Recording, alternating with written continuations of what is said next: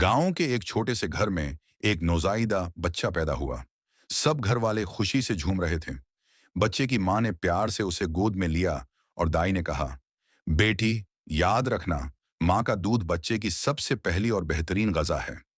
मां ने मुस्कुराकर कहा, जी हाँ, मैं जानती हूं कि मेरे दूध में वो सब गजाई अज्जा हैं जो मेरे बच्चे की सेहत और नशोवनमा के लिए जरूरी हैं।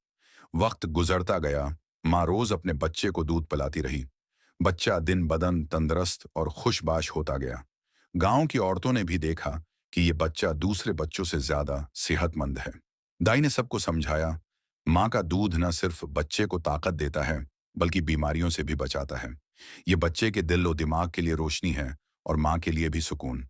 माँ ने अपने बच्चे को सीने से लगाया और दुआ की, या अल्लाह, मेरा बच्चा हमेशा तंदुरुस्त रहे। यूं सबको समझ आ गई कि दुनिया की कोई नामत माँ के दूध की जगह नहीं ले सकती।